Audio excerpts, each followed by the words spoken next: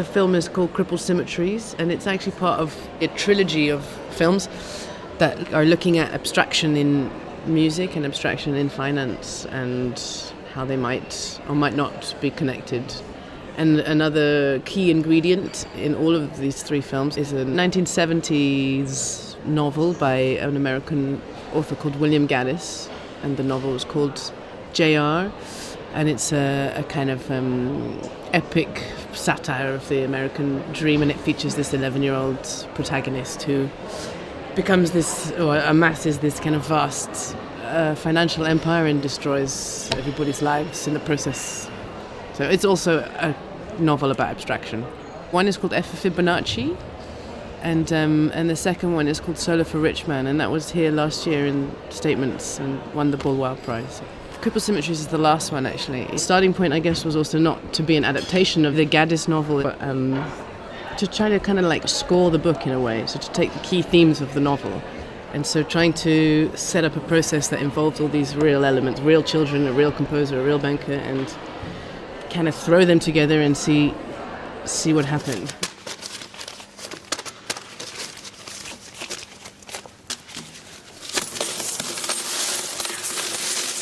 In the novel, the second key character is the school's resident modernist composer, and he becomes the sort of sidekick of the boy. There's a key scene in the book that the movie really pivots around, which is where the composer takes a class of 11-year-old children to Wall Street, to the company that they're buying a share in, to have the company director describe finance to them.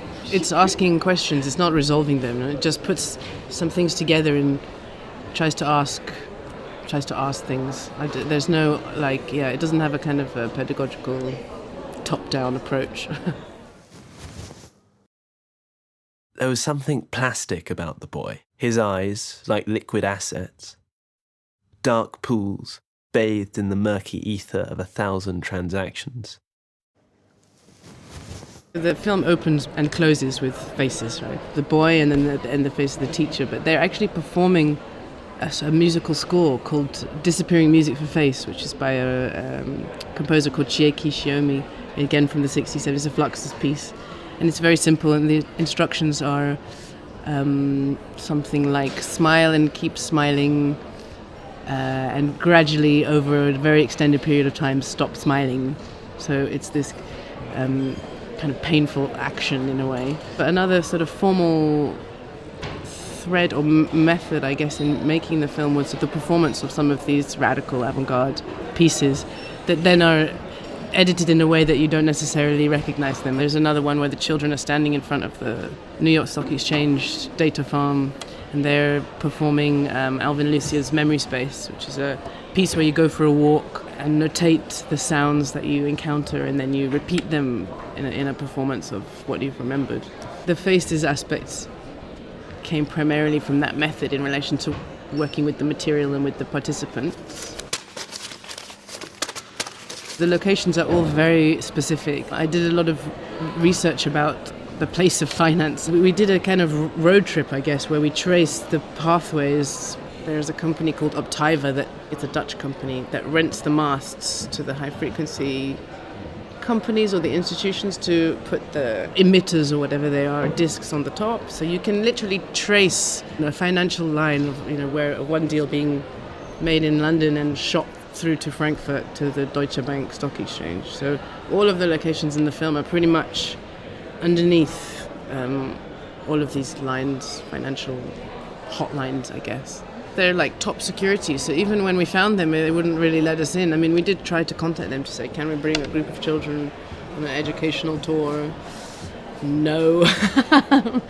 So we got a permit to shoot on the road outside, essentially, which is public property run by the council. But all the time trying to find this thing to go to see, to touch, to understand, but there is no thing. Yeah, I think there's definitely like a kind of dialectic, as you said, between transparency maybe and concreteness, or materiality and immateriality.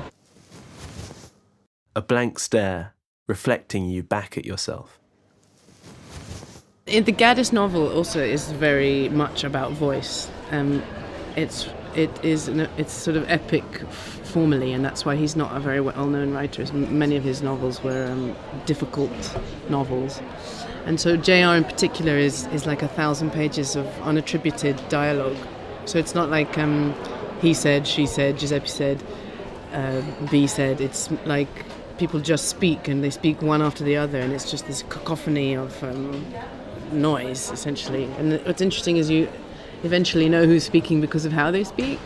So the lawyer speaks legalese, and the children speak in a particular way, and the main character has particular voice traits. So I guess multiple voices in my film is somehow also trying to relate back to that, and the idea of this cacophonous, noisy, capitalism is like a noisy, polyvocal thing. Fluxus is a part of a wider kind of historical modernist movement that I'm interested in, that was basically experimental music that came not so much out of visual arts but more really out of classical music. So composers like John Cage, Cornelius Cardew, Robert Ashley, and I've been interested in their work for a long time in terms of like the relationship of possible like ways of making music and ways of making film and how they might connect.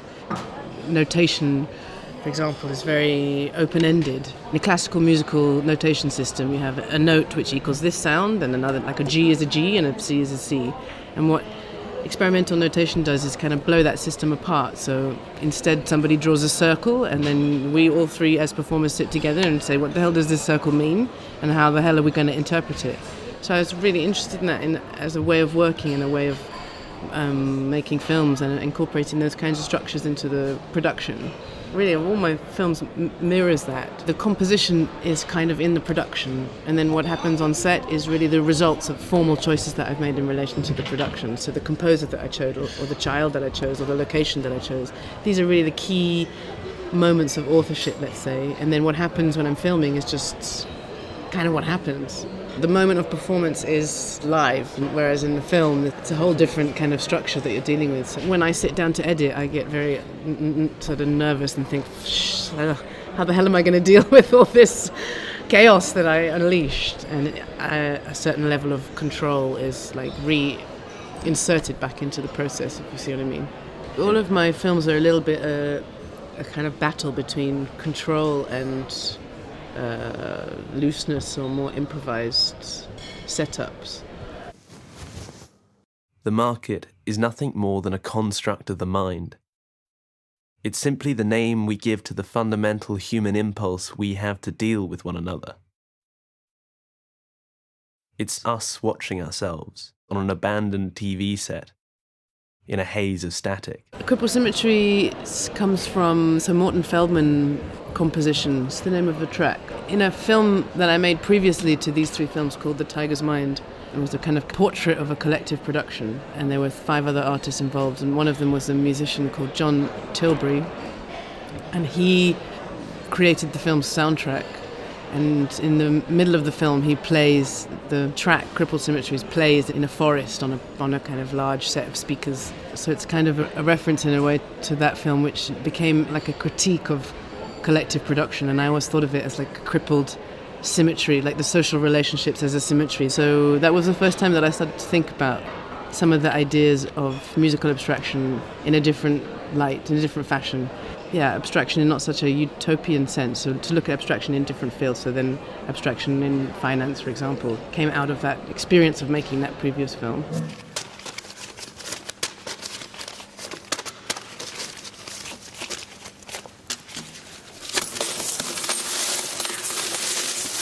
Viewing conditions of the cinema for me are the best, you know, like very immersive, popcorn, seats, whatever the whole... And my films are quite linear, so I want them to be watched from beginning to end. It's not really... the idea of the loop I feel a little bit uncomfortable with. I feel, you know, when I show in museums or galleries, they often have screening times, for example. What the art space gives that the cinema doesn't is maybe a more explicit opportunity for process and context to be also highlighted. In the art world, it's a space for experimentation, and the cinema world is more conventional, I suppose. So you don't have to go through a whole lot of mechanisms to achieve a funding for your film. You're supported in a different way for the process to be very experimental. So that's for me, that's why I'm situated in the art space, I suppose.